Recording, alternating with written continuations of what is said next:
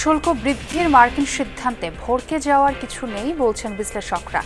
ভারতের অনভিজ্ঞতা ও ভিয়েতনামের ভিন্ন ক্যাটাগরির সুযোগ নেওয়ার পরামর্শ। প্রত্যেকেই এখন বিভিন্ন রকমের নেগোসিয়েশন করবে। এই নেগোসিয়েশনের মাধ্যমে তারা মার্কিন যুক্তরাষ্ট্রের মার্কেটে যে ধরনের অ্যাক্সেস পাবেন সেইটার সাথে আমাদেরকে কম্পিট করতে হবে। কর বাড়িয়েও রাজস্ব আদায়ে বড় ঘাটতি। জুনে IMF এর 2 কিস্তির অর্থ ছাড়ে অনিশ্চয়তা। আবারও পর্যবেক্ষণে আসবে প্রতিনিধি দল। সরকারের অর্থের প্রয়োজনে তারা কিন্তু ভ্যাট বৃদ্ধি করে একটা রাজস্ব আহরণের উদ্যোগ নিয়েছিল। এটা কিন্তু আমাদের ইনফ্লেশনকে, মুদ্রাস্ফীতিকে আরও ত্বরান্বিত করেছে। আবারও সক্রিয় আন্ডারওয়ার্ল্ড। এলাকার আধিপত্য নিতে পুরানো সন্ত্রাসীদের সাথে মরিয়া নতুনরা। হামলা গোলাগুলিতে উদ্বিগ্ন ব্যবসায়ী ও সাধারণ মানুষ।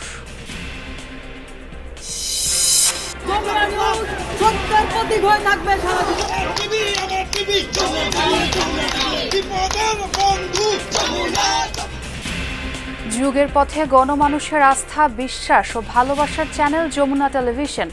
ভয় শঙ্কা ঠেলে সত্য ও তথ্যের নির্ভরযোগ্যতা নিয়ে জনতার পাশে থাকার লক্ষ্য।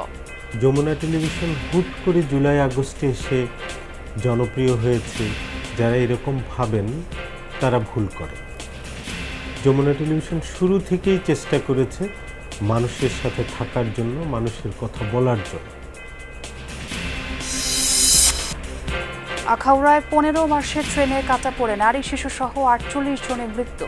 চলতি বছর 13 মরদেহ উদ্ধার। যাত্রীদের অসাবধানতাকে দুষছে রেল কর্তৃপক্ষ। সাতক্ষীরার রিং বাঁধ দিয়ে আটকানো হলো খোলপেটুয়া নদীর পানি প্রবেশ। ঈদের দিন বাঁধ ভেঙে তলিয়ে যায় আশাশুনের বিস্তীর্ণ এলাকা। পর্যাপ্ত বৃষ্টি না হওয়ায় বিপর্যস্ত হবিগঞ্জের চা বাগান। গেল বছরের তুলনায় উৎপাদন কমেছে 80%। লক্ষ্যমাত্রা পূরণ নিয়ে শঙ্কা।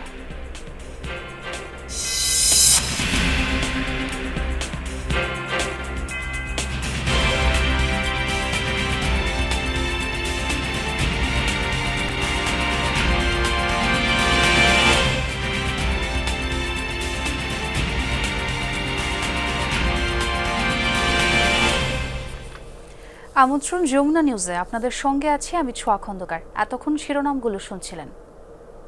যুক্তরাষ্ট্রের বাড়তি শুল্ক আরোপের সিদ্ধান্তে প্রাথমিকভাবে ক্ষতিতে পড়বে না বাংলাদেশ।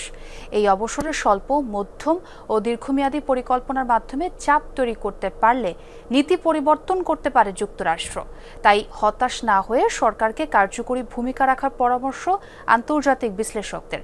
পোশাক রপ্তানি খাতে ভারতের অনভিজ্ঞতা এবং ভিয়েতনামের রপ্তানির ক্যাটাগরি পৃথক।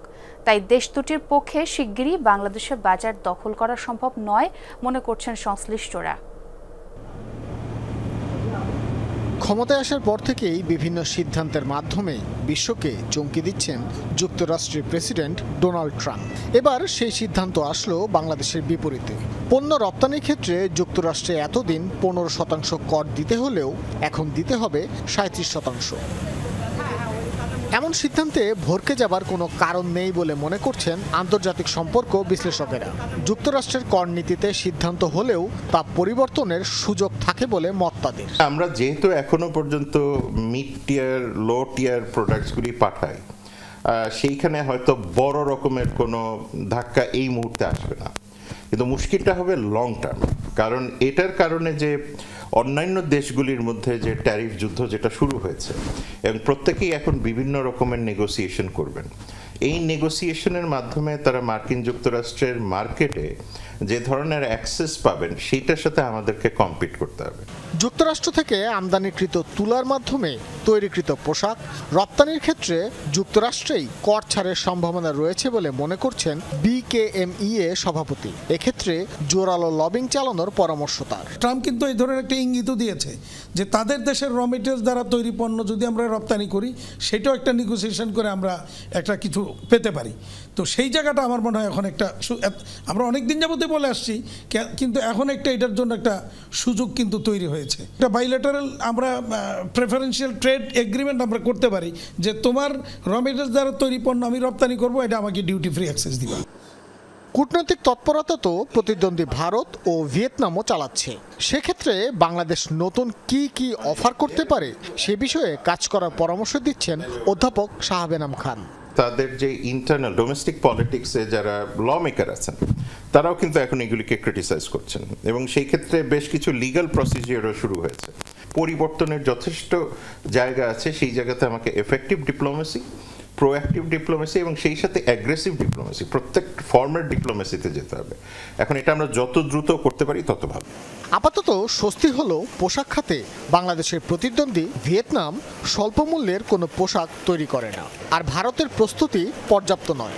যা করার করতে হবে এই অবসরের মাঝেই, কিন্তু সময়টা খুব বেশি নয়। ভাস্কর ভাদুরী, যমুনা নিউজ, ঢাকা। আইএমএফ ঋণের অর্থ ছাড়ে তৈরি হয়েছে অনিশ্চয়তা। রাজস্ব আদায় বড় ঘাটতির কারণেই এ সংকট। বছরের মাঝামাঝি ঢালু শুল্ক কর বাড়িয়েও মেলেনি সুফল। তাই আইএমএফের চতুর্থ কিস্তির অর্থ ছাড় নিয়ে সন্দেহ দেখা দিয়েছে। সরকারের ধারণা আগামী জুনে 2 কিস্তির অর্থ মিলতে পারে।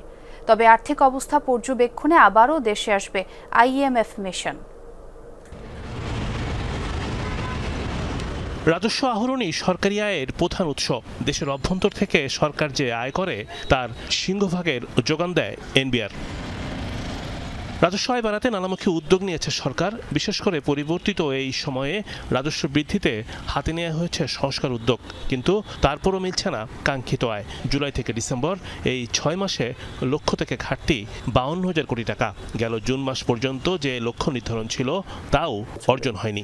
আইএমএফ কয়েকটা আফ্রিকান কান্ট্রি নিয়ে যেটা করেছে যে কর প্রশাসনকে যদি শক্তিশালী, অটোমেশন, স্ট্রেনথেনিং সেইভাবে যদি করা যায়, জিডিপির 2 to 3% কর বাড়ানো যায়।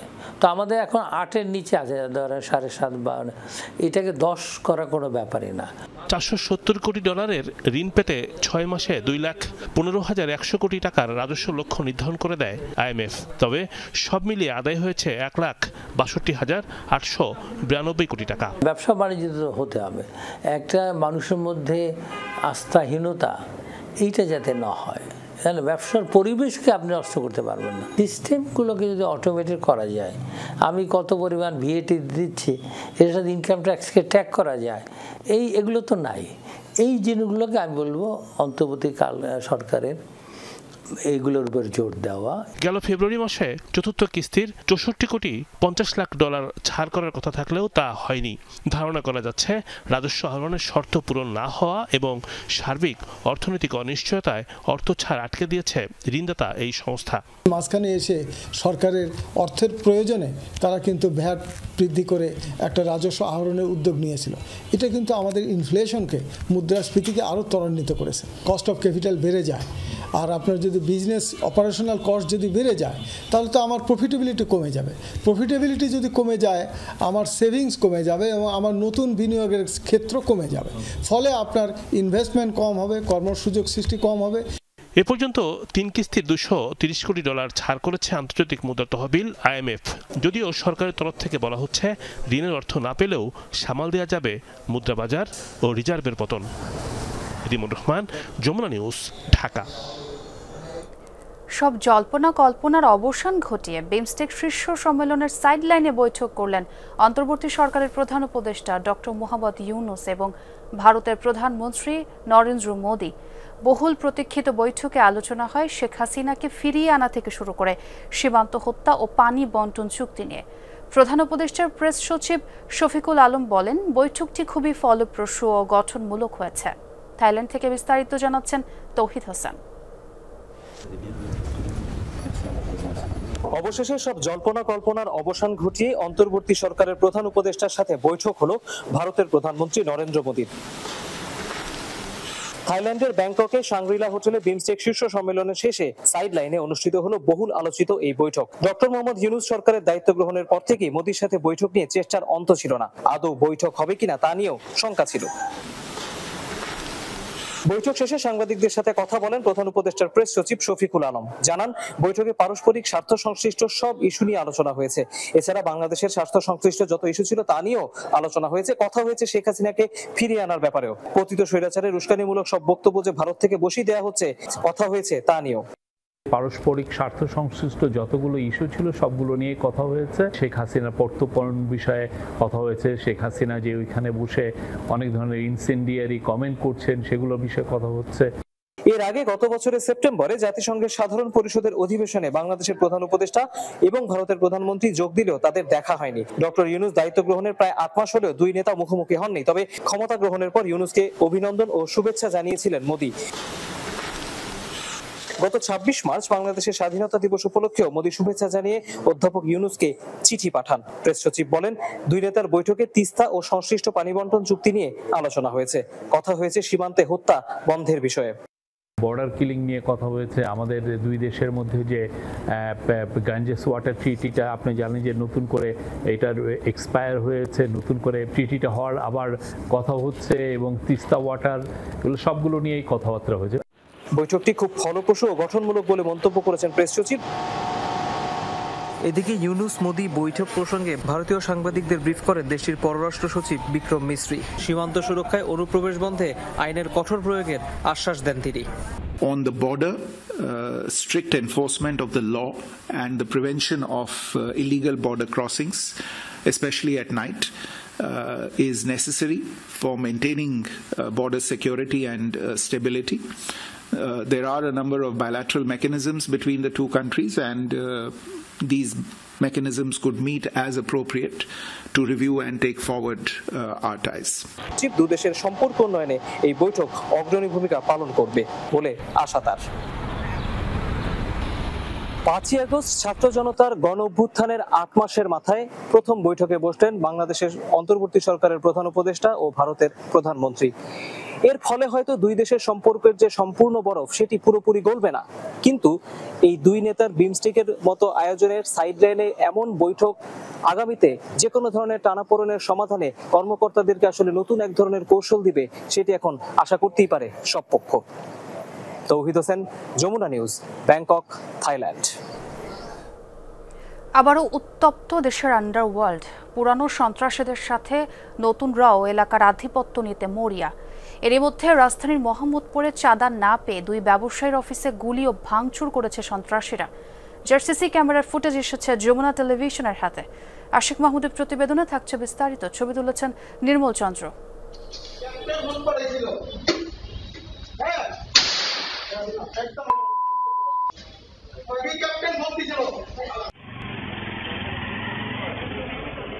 চব্বিশ মার্চ সন্ধ্যা 7:21।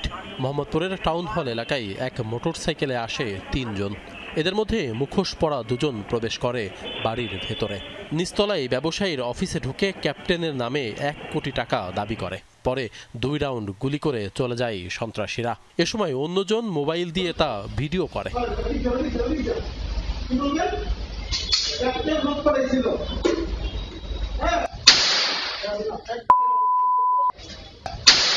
এ সময় আতঙ্কে ছুটোছুটি করতে থাকে আশপাশের মানুষ। আমার বললো মনির ভাই কই, আমি কই তো না এই বাইরে, এই কথা কয়ে শুট করে দিচ্ছে অবশ্যই। পরে আমরা ক্যাপ্টেনের লোক 5 মিনিটের মধ্যে মনির ভাইরে খবর দিতে, আমি তো পুরো আতঙ্ক হয়ে গেছিলাম, পুরো অজ্ঞান। এরপরে আর কি হয়েছে আমার মাথায় সেন্সটা ছিল না। একটা হোয়াটসঅ্যাপ নাম্বার থেকে, দুবাইয়ের নাম্বার থেকে ফোন করলো। ফোন করে তো বললো যে মনির ভাই বলছেন? আমি জি, আমি ইমন ভাইয়ের ছোট ভাই বলতেছি। তো ইমন ভাই আপনাকে সালাম দিছে, আপনি আমাদের জন্য ঈদ বকশিস 50 লক্ষ টাকা। ইমন ভাইকে তাকে বলেন ফোন দিতে। তো সে বলে যে আপনি বেশি বুঝেন। এই হামলার ঘটনায় জাবেদ নামের এক যুবককে গ্রেপ্তার করেছে গোয়েন্দা পুলিশ। জানা গেছে এই জাবেদ জসিমের বিশ্বস্ত লোক।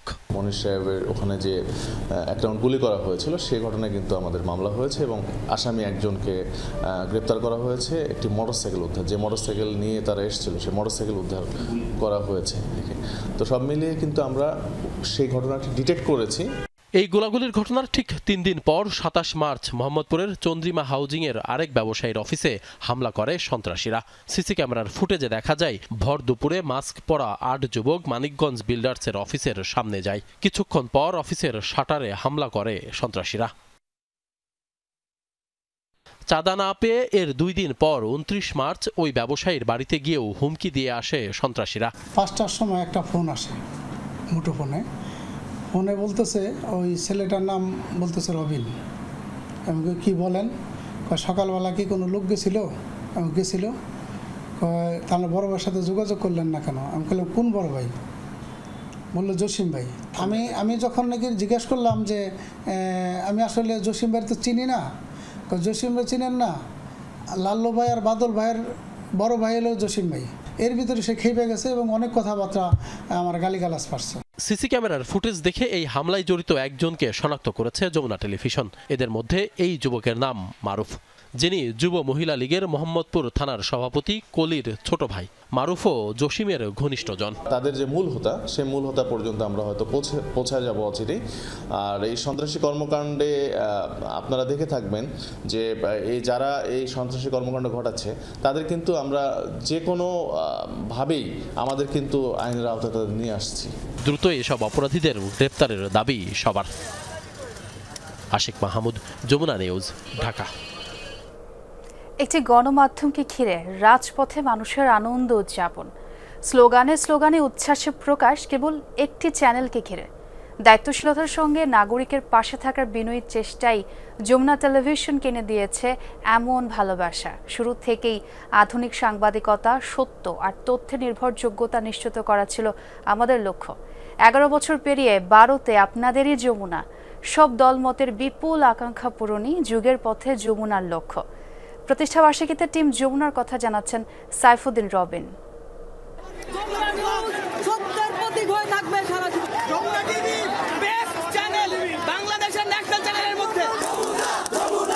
জনতার কি দারুণ আস্থা ও বিশ্বাস বেসরকারি একটি চ্যানেলের উপর।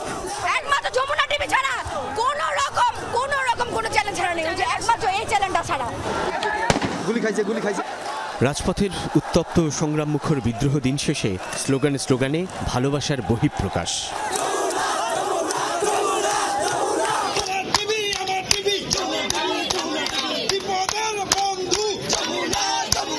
24 ঘন্টার সংবাদভিত্তিক চ্যানেল যমুনা সব রক্তচক্ষু উপেক্ষা করে পাশে থাকে সাধারণের।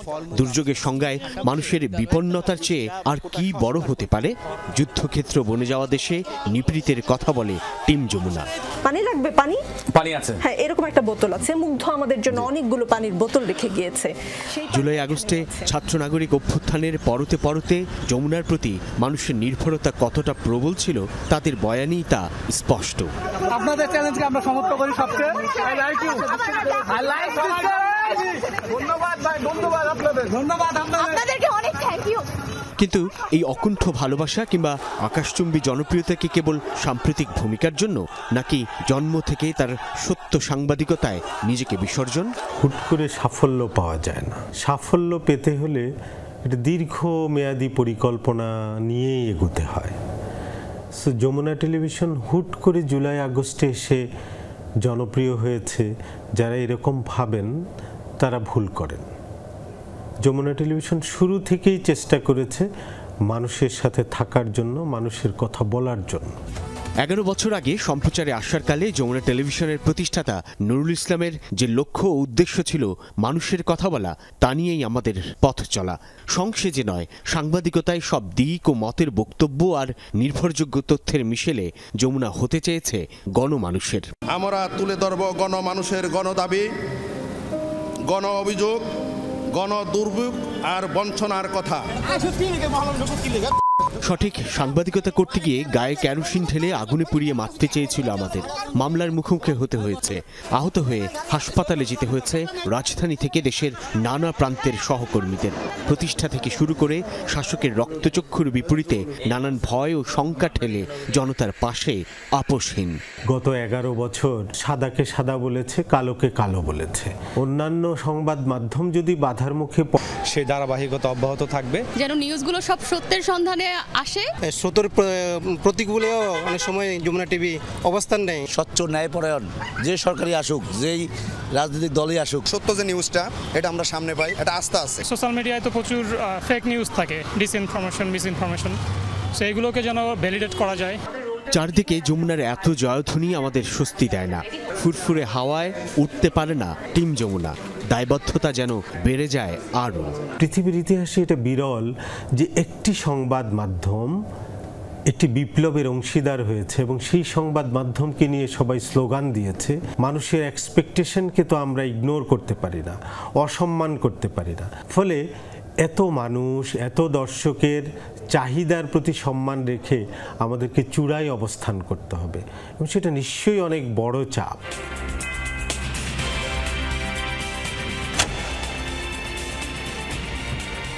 যমুনা টেলিভিশন কেবল পর্দার একটি টেলিভিশন হতে চায় না, হতে চায় না ড্রয়িং রুমে থাকা সেই বোকা বাক্স, বরং কেন্দ্র থেকে প্রান্তের সব সংকট আর সম্ভাবনার কথা তুলে ধরার পাশাপাশি নাগরিককে তার সুনাগরিক হয়ে ওঠার জন্য, অধিকার সচেতন করে তোলার জন্য সাংবাদিকতার সবটুকু করতে প্রস্তুত টিম যমুনা। 11 বছর পেরিয়ে 12তে পা দেবার কালে এই আমাদের প্রতিশ্রুতি। সাইফুদ্দিন রবিন, যমুনা নিউজ, ঢাকা। ঈদের ছুটি শেষে রাজধানী ঢাকায় ফিরতে শুরু করেছে মানুষ। মধ্য বাড্ডা থেকে যুক্ত হচ্ছেন সহকর্মী শাকিল হাসান, সেই খবরাখবরই জানাবেন। শাকিল, দীর্ঘ ছুটি শেষে কাল থেকে তো কর্মব্যস্ততা আসলে শুরু হবার কথা, নগরবাসী ঢাকা ফিরতে শুরু করেছে কিনা জানাবেন। কেমন দেখছেন যাত্রী সমাগম?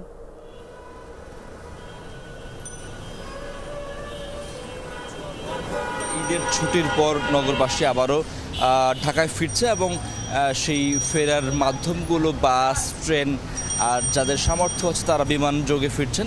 তবে বাসে করে যারা ফিরছেন তারা কিন্তু রাজধানীর বিভিন্ন অংশে তাদের যে আবাসিক এলাকাগুলোতে তারা বাস কাউন্টারগুলোর বা স্ট্যান্ডগুলো রয়েছে। আমি বিশেষ করে এই সকালবেলা একটি অস্থায়ী স্ট্যান্ড যেগুলো রয়েছে বাড্ডা এবং মেরুল বাড্ডা এলাকায়, সেখানে এসছি এবং এখানে কিন্তু একটু পরপরই বাস এসে থামছে।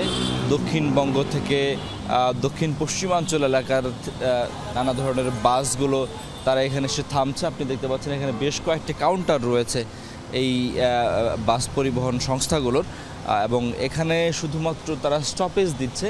আমি দেখছি তারা হাসি মুখে অসংখ্য যাত্রী দেশের বিভিন্ন প্রান্ত থেকে এসে নামছেন এবং তাদের মধ্যে এক ধরনের তৃপ্তির ছাপ রয়েছে। তারা দীর্ঘদিন পর হয়তো তাদের গ্রামের বাড়ি গিয়েছেন এবং স্বজনদের সঙ্গে ঈদ উদযাপন করেছেন এবং তারপর তারা আবারও কর্মস্থল এই নগরে ফিরেছেন, কারণ শেষ পর্যন্ত নগরে তাদেরকে ফিরতেই হয়। এবং এই ফেরার যাত্রাটা এবার যথেষ্ট পরিমাণে স্বস্তিদায়ক ছিল, কারণ ছুটিটা লম্বা হওয়াতে কিন্তু পরিবারের স্বজন এবং যারা কর্মক্ষেত্রে কাজ করেন তারা ভেঙে ভেঙে যেতে পেরেছেন, যে কারণে এবার আমরা শুরু থেকেই দেখেছি যে খুব বেশি কিন্তু দুর্ভোগ বা জটিলতায় পড়তে হয়নি যাত্রীদেরকে, সেটা সড়ক পথ বা রেলপথ যাই হোক না কেন। তবে এই লম্বা ছুটির কারণে যাত্রীদের এই স্বস্তির কারণটাতে কিন্তু এই ঈদের আনন্দটা আরও খানিকটা বেড়ে গেছে। কারণ হচ্ছে প্রতি বছরই যখন একটু কম যখন ছুটির সংখ্যা হয় তখন কিন্তু ঢাকা থেকে বের হওয়ার সময় এবং ঢাকাতে ফেরার সময় আমরা দেখি যে বেশ খানিক জায়গায় অনেক ক্ষেত্রে যানজটে নাকাল হন যাত্রীরা। এবার তেমন খবর আমরা এখন পর্যন্ত পাইনি। ছোয়া। জি শাকিল, আপনি তো ঢাকার সড়কের অবস্থা জানাচ্ছিলেন। এবার একটু চট্টগ্রামে যেতে চাই, সেখানে আমার সহকর্মী জোবায়েদ ইবনে শাহাদাত আছেন।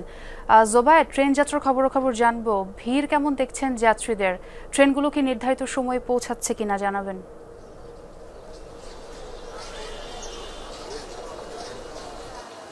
ছোঁয়া, গতবারের তুলনায় এবারের ঈদের প্রেক্ষাপট একেবারেই ভিন্ন।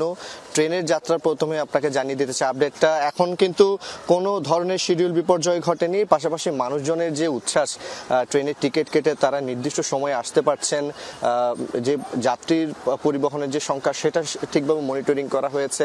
কিছুক্ষণ আগেই একটি ট্রেন এসে ঢাকা মেল, যেটি চট্টগ্রামে আসার সময় চিটাগাং মেল হয়ে আসে, তাদের যাত্রীদের সাথে কথা বলছেন, তারা বলছেন এইবারে নির্বিঘ্নে তারা আসতে পেরেছেন, তাদের কোনো ভোগান্তি বা হেনস্থার শিকার হতে হয়নি, তারা নিরাপদে এসেছেন, যেই সিটে তারা কেটেছিলেন, টিকিট কেটেছিলেন সেই সিটই পেয়েছেন।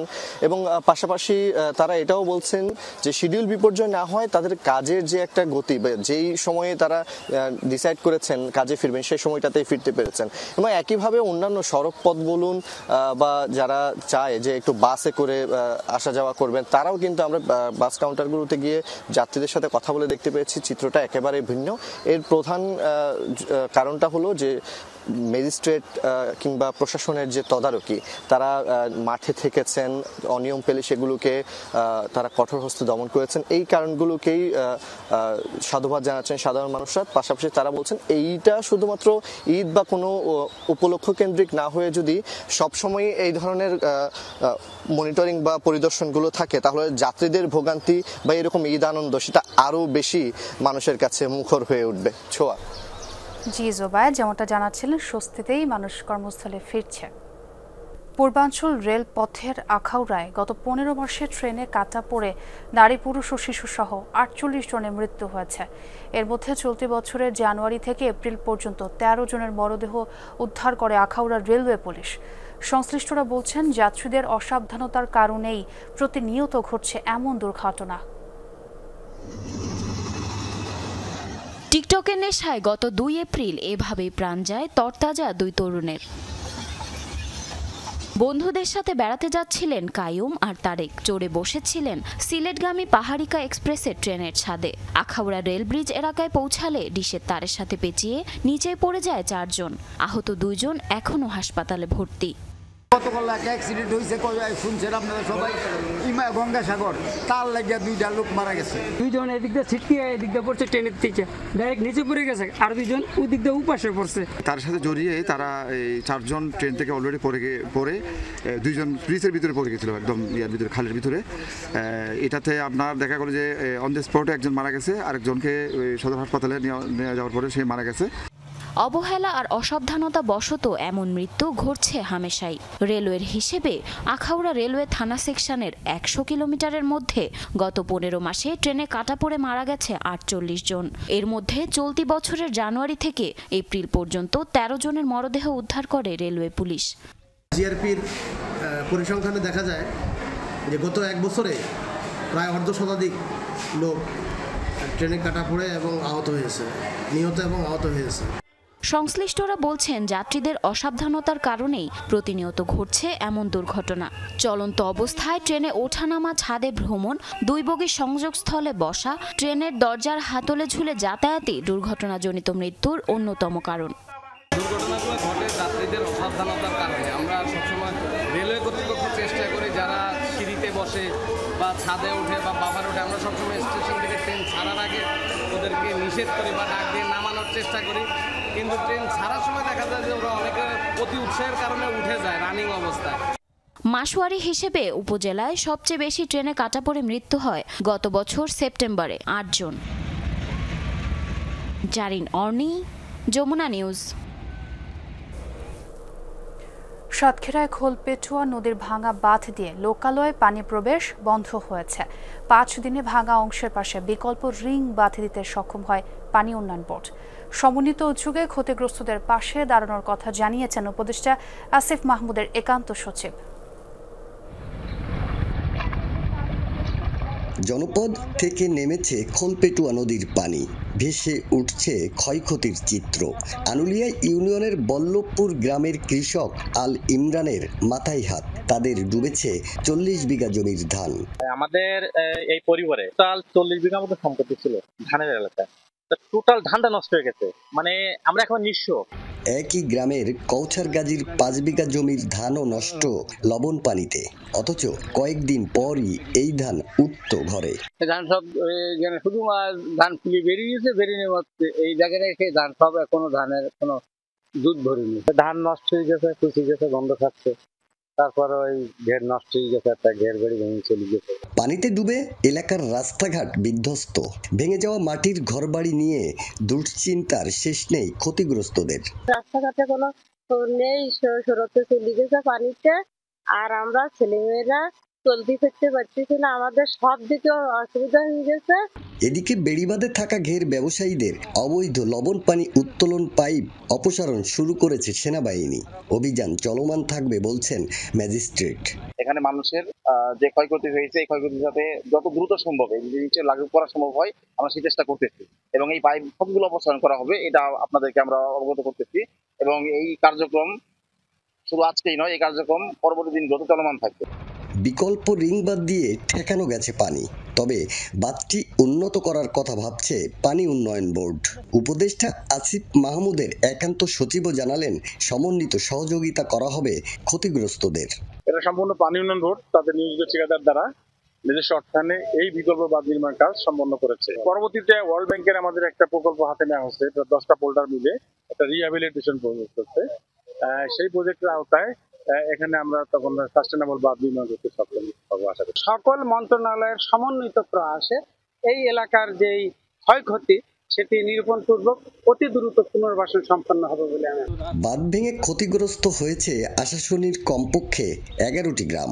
ক্ষয়ক্ষতির নিরূপণ করে এসব মানুষের পাশে দাঁড়ানোর দাবি ভুক্তভোগীদের। বাঁধ ভেঙে ক্ষতিগ্রস্ত আশাশুনির আনুলিয়া ইউনিয়নের 11টি গ্রাম। ক্ষতিগ্রস্ত এসব মানুষদের তালিকা করে তাদের পাশে দাঁড়ানোর দাবি ভুক্তভোগীদের। আকরামুল ইসলাম, যমুনা নিউজ, সাতক্ষীরা। চুলায় পানি গরম করতে গিয়ে অগ্নিদগ্ধ হন খুলনার হতদরিদ্র পরিবারের সন্তান এসএসসি পরীক্ষার্থী সাদিয়া সুলতানার সাথে। পুড়ে যায় 2 হাত, পা, বুক ও পেটের অধিকাংশ স্থান। তাকে সুস্থ করতে একাধিক অস্ত্রোপচার হয়েছে। এ নিয়ে প্রতিবেদন সম্প্রচার করে যমুনা টেলিভিশন। এরপর অনুদান আসে পৌনে 2 লাখ টাকা। 2 মাসেরও বেশি সময় ধরে চিকিৎসা শেষে বাড়ি ফিরে এসএসসি পরীক্ষার প্রস্তুতি নিচ্ছে সাদিয়া। পুরোপুরি সুস্থ হতে আরও অস্ত্রোপচার প্রয়োজন, কিন্তু সেই সামর্থ্য নেই পরিবারের। খুলনার ডুমুরিয়ার মিকশিমিল গ্রামে এই জরাজীর্ণ ঘরে বসবাস সাদিয়ার পরিবারের। বাবা ভ্যান চালিয়ে আর মা অন্যের বাড়িতে কাজ করে যা রোজগার করেন তা দিয়েই চলে 5 জনের সংসার। মাস 4 আগে চুলার আগুনে মারাত্মকভাবে দগ্ধ সাদিয়ার শরীরের ক্ষত অনেকটা শুকালেও প্রায়ই শারীরিক যন্ত্রণায় ভুগতে হচ্ছে তাকে। বাঁকা হয়ে গেছে হাতের 2টি আঙুল। ডানাতে সমস্যা, রাতে বেশিরভাগ ঘুমাতে পারি না, চুলকায়, মাঝে মধ্যে জ্বালা যন্ত্রণা করে। পুরা শরীর নিয়ে সাদিয়া সুলতানার সাথী যখন দীর্ঘদিন হাসপাতালে ভর্তি, তখন এসএসসি পরীক্ষা দিতে পারবেন কিনা সেই ছিল শঙ্কা। কিন্তু মানুষের আন্তরিকতা আর আর্থিক সহায়তায় কিছুটা সুস্থ হয়ে ছেড়েছেন হাসপাতাল। তারপর থেকেই এসএসসি পরীক্ষার প্রস্তুতি নিচ্ছেন সাদিয়া, কিন্তু সংকট আর চ্যালেঞ্জ পিছু ছাড়ছে না তার। অনেক সুস্থ আগের থেকে, এখন ফর্ম ফিল আপ করেছি, তারপরে রেজাল্ট টেস্ট পরীক্ষা দিয়েছি স্কুলে, এখন আল্লাহ দিলি এসএসসি পরীক্ষা দিতে পারবো। চিকিৎসকরা বলছেন পুরোপুরি সুস্থ হতে সাদিয়ার প্রয়োজন দীর্ঘমেয়াদী চিকিৎসা, দরকার অস্ত্রোপচারের। ক্ষতিগ্রস্ত অংশগুলা এক বা একাধিক অপারেশনের প্রয়োজন হতে পারে। পরবর্তীতে আমরা ফলো আপে ওকে দেখেছি যে অবস্থায় ওর শরীরের অলমোস্ট জায়গাগুলো অনেকটাই ভালো আছে। কিছু কিছু জায়গা একটু স্কার ফর্মেশন হয়, যেটাকে আমরা মেডিকেলের ভাষায় বলি হাইপারট্রফিক স্কার। পরবর্তী চিকিৎসা ও খরচ নিয়ে দুশ্চিন্তার শেষ নেই পরিবারটির। অর্থ সংগ্রহ ও চিকিৎসায় সহযোগিতা করছে স্থানীয় একটি স্বেচ্ছাসেবী সংগঠন। সাদিয়ার দীর্ঘমেয়াদী চিকিৎসার ব্যয় মেটাতে সমাজের বিত্তবানদের এগিয়ে আসার আহ্বান তাদের। এমন অবস্থা মাঝে ঘর বাড়ি ভাঙ্গি যাচ্ছে, তাও আমরা সরে করতে পারি না। যমুনা টিভি এবং শেকর সংগঠন আমাদের পাশে দাঁড়িয়েছিল বলে আমার মেয়েটা দ্রুত তাড়াতাড়ি সুস্থ হয়ে আমরা তাকে নিয়ে আসতে পেরেছি। ওর এই চিকিৎসা প্রসেসটা লং টাইম এবং যে ওষুধগুলো এখন যাচ্ছে বেশ ব্যয়বহুল। এই জন্য যে টাকা আমাদের কাছে আছে উইদিন শর্ট টাইম এটা হয়তো শেষ হয়ে যাবে।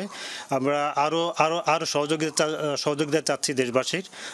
গত 14 ডিসেম্বর পানি গরম করতে গিয়ে চুলার আগুনে দগ্ধ হন সাদিয়া। 2 মাসেরও বেশি সময় ভর্তি ছিলেন খুলনা মেডিকেলে।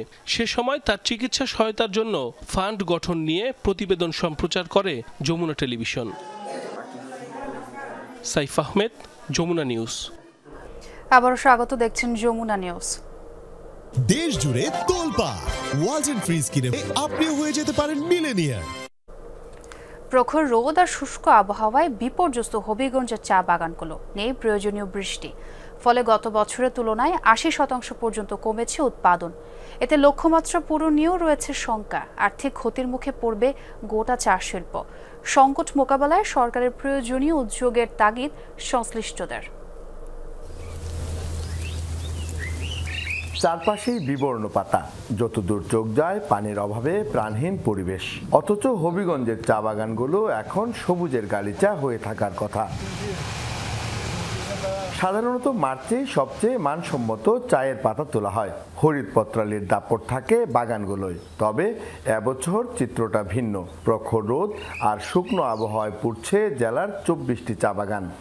ইনিশিয়ালি মার্চ পর্যন্ত আমাদের যে ফার্স্টটা আসার কথা, ফার্স্ট ফ্লাশটা আসছে, বাট ওই রকম যে রকম ভলিউমে আসার কথা ওই রকম আসে নাই, ডিউ টু যেহেতু ড্রাউট কন্ডিশন চলতেছে, প্রলং ড্রাউট।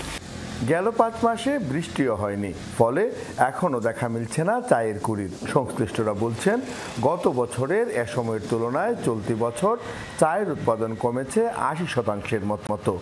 বৃষ্টি যদি এখন হয়েও যায় 15 দিন পরে, বৃষ্টি হইলেই যে এখন ওই গাছের থেকে ইয়া আসবে এটা আর কোনো ইয়া নাই। এর অন্তত মিনিমাম এটাকে 2 মাস 3 মাসের মধ্যে গাছ ঠিক হইতে সময় নিবে। এই সময়টা তো আমাদের জন্য ক্রপ লস হবে, পাশাপাশি আমাদের কোয়ালিটিও ডিটোরিয়েট করবে। মার্চ মাসে গত বছর আমার প্রোডাকশন ছিল 25,000 কেজি, এই বছর হয়তো মাত্র 5,000। এই নিশ্চয়ই কি হলাম আমি, তার মানে এখানে পিছায় গেলাম। বাগান সংশ্লিষ্টদের মতে চা শিল্প বাণিজ্য মন্ত্রণালয়ের অধীনে থাকায় বাগানে সেচ দেয়া অত্যন্ত ব্যয়বহুল হয়ে পড়েছে। আশঙ্কা, সামনের দিনগুলোয় প্রয়োজনীয় বৃষ্টি না ঝরলে আরও তীব্র হবে সংকট। এখন আমাদের কৃষি রিয়াতে, কিন্তু যেহেতু একসময় চা এক্সপোর্ট করতে দেখে আমরা ছিলাম গিয়া বাণিজ্য মন্ত্রণালয়। আরবির বিল আমি দিচ্ছি 12 টাকা করে, আর যদি কৃষিতে দিচ্ছি 3.5 টাকা করে। তো সেখানে আমি যে 3.5 টাকা করে দেই, তাহলে আমার জন্য সুবিধা হইতো, আমার জন্য ভাইবাল হতো। বিদ্যুতায়নের ব্যবস্থা করা হয় সেচের মাধ্যমে। যদি এই ধরনের ফ্যাসিলিটিস সরকার চা বাগানের দিকে মনোনিবেশ করেন, তাহলে আমার মনে হয় কিছু একটা উন্নত করা সম্ভব। চলতি বছর দেশে চা উৎপাদনের লক্ষ্যমাত্রা নির্ধারণ করা হয়েছে 10 কোটি 30 লাখ কেজি। প্রতি বছর দেশের মোট উৎপাদিত চায়ের প্রায় 20% আসে হবিগঞ্জের বাগানগুলো থেকে। Pradip Das Sagar, Jamuna news, Habiganj. Champions league Atletico মাদ্রিদের বিপক্ষে ম্যাচে রেফারির সাথে অসদাচরণ করার জন্য রিয়াল মাদ্রিদের 3 ফুটবলারকে শাস্তি দিয়েছে উয়েফা। আর্থিক জরিমানা করার পাশাপাশি এমবাপ্পে ও রুডিগারকে 1 ম্যাচ নিষিদ্ধ করেছে উয়েফা। কিন্তু আর্সেনালের বিপক্ষে এই 2 তারকার খেলতে কোনো বাধা নেই, কারণ সাজা 1 বছরের জন্য স্থগিত থাকবে। যদি এই সময় তারা একই ধরনের অপরাধ আবার করে, তখনই কার্যকর হবে এই নিষেধাজ্ঞা। উয়েফা শুক্রবার বিবৃতিতে জানায়, রুডিগারকে 40,000 ইউরো আর এমবাপ্পের জরিমানা করা হয়েছে 30,000 ইউরো। অভিযোগ থাকলেও ভিনিসিয়াস নির্দোষ প্রমাণিত হয়েছে। তবে আরেক মিডফিল্ডার দানি সেবাইওসকে করা হয়েছে 20,000 ইউরো জরিমানা। আর্জেন্টিনাকে হারিয়ে চ্যাম্পিয়ন হয়েছে বাংলাদেশ। ফুটবল বিষয়ক ওয়েবসাইট ট্রান্সফার মার্কেটের আয়োজনে প্রায় 9,35,000 ভোট পেয়ে বিজয় নিশ্চিত করে লাল সবুজরা। আর্জেন্টিনাকে তারা হারিয়েছে প্রায় 9,16,000 ভোটে। ফেসবুক ফলোয়ার্স কাপ নামে পোল ভিত্তিক আয়োজনের এই অর্জন সম্পূর্ণটাই বাংলাদেশি ফুটবল প্রেমীদের। ফাইনালের লড়াইয়ে বাংলাদেশের জন্য প্রতীক রাখা হয় লাভ রিয়্যাক্ট, আর্জেন্টিনার জন্য বরাদ্দ থাকে কেয়ার। ফেসবুকের সেই খেলার শুরু থেকেই বাংলাদেশিদের ভোটে এগিয়ে যেতে থাকে লাল সবুজের পতাকা। 24 ঘন্টা সময় পূরণের অনেক আগেই দুরন্ত গতিতে নিজ দেশকে এগিয়ে নিয়ে যেতে থাকেন বাংলাদেশি ফেসবুক ব্যবহারকারীরা। এর আগে রাউন্ড অফ 16-এর লড়াইয়ে ব্রাজিলকেও হারের তেতো স্বাদ উপহার দেয় বাংলাদেশ। এবার যুক্তরাষ্ট্রের সব পণ্যে অতিরিক্ত শুল্ক আরোপের ঘোষণা দিল চীন। ট্রাম্প প্রশাসনের ট্যারিফ বৃদ্ধির জবাবে নেওয়া হয়েছে পাল্টা ব্যবস্থা। সব মার্কিন পণ্যের ওপর অতিরিক্ত 34% শুল্ক ধার্য করেছে বেইজিং। আগামী 10 এপ্রিল থেকেই কার্যকর হবে সিদ্ধান্ত। বিভিন্ন মার্কিন প্রতিষ্ঠানকে কালো তালিকাভুক্ত করার পদক্ষেপও নিয়েছে। নতুন করে রপ্তানি নিয়ন্ত্রণ তালিকায় যুক্ত করেছে 16টি মার্কিন কোম্পানিকে। এছাড়াও যুক্তরাষ্ট্রের বিরুদ্ধে বিশ্ব বাণিজ্য সংস্থা WTO-তে মামলাও করেছে চীন। গত বুধবার একযোগে 185 দেশ ও অঞ্চলের ওপর অতিরিক্ত শুল্ক আরোপের ঘোষণা দেন ডোনাল্ড ট্রাম্প, যার জেরে টালমাটাল পরিস্থিতি তৈরি হয় শেয়ার বাজারে। স্মরণকালের সর্বোচ্চ দর পতন অব্যাহত রয়েছে যুক্তরাষ্ট্রের স্টক মার্কেটে। গাজায় ইসরায়েলি স্থল অভিযানের পরিধি বৃদ্ধি পাওয়ায় শেষ সম্বল ও পরিবার নিয়ে নিরাপদ আশ্রয়ের খোঁজে ছুটে বেড়াচ্ছেন গাজাবাসী। বিধ্বস্ত উপত্যকার কোথাও মিলছে না নিরাপদে মাথা গোঁজার ঠাঁই। তেল আবিবের বাধায় প্রায় বন্ধ ত্রাণ সরবরাহ। মুহুর্মুহু বোমার গোলাবর্ষণে বেড়েই চলেছে হতাহতের সংখ্যা।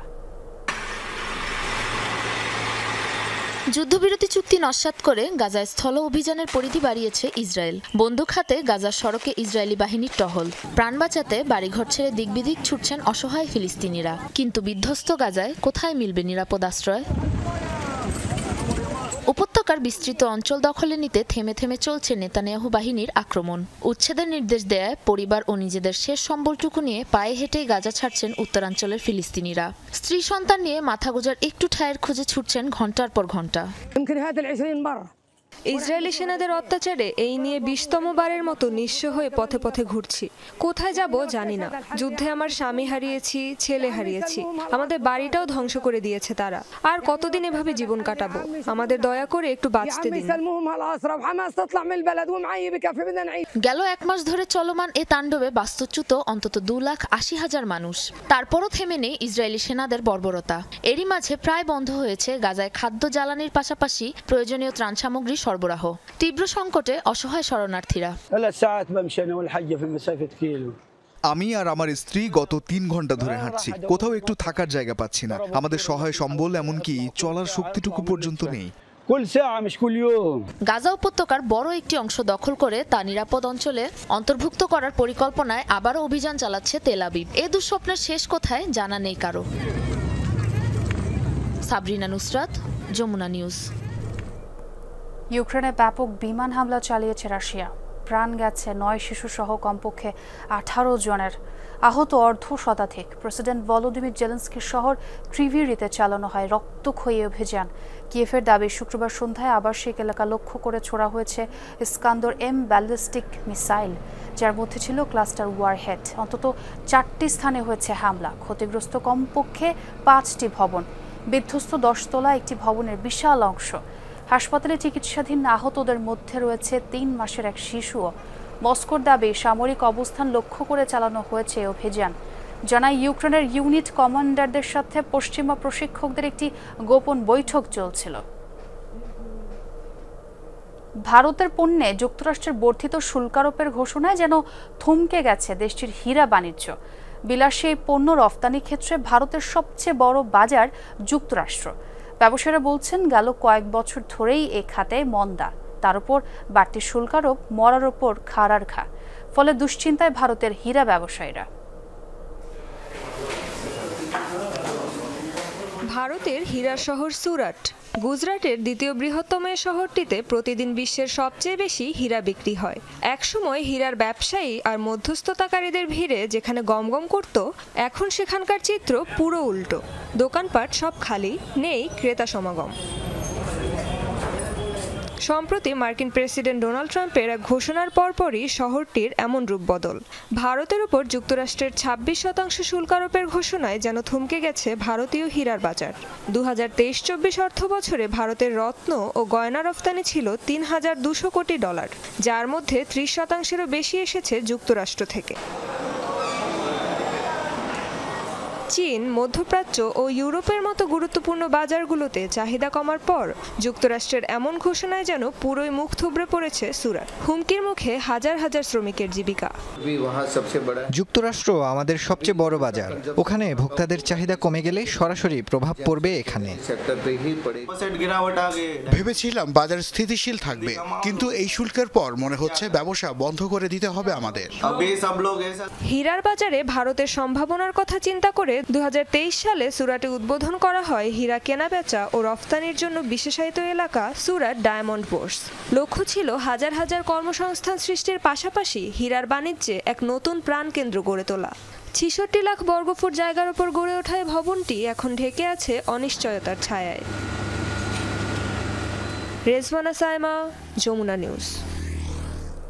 এই ছিল যমুনা নিউজ। এতক্ষণ সাথে থাকার জন্য ধন্যবাদ সবাইকে।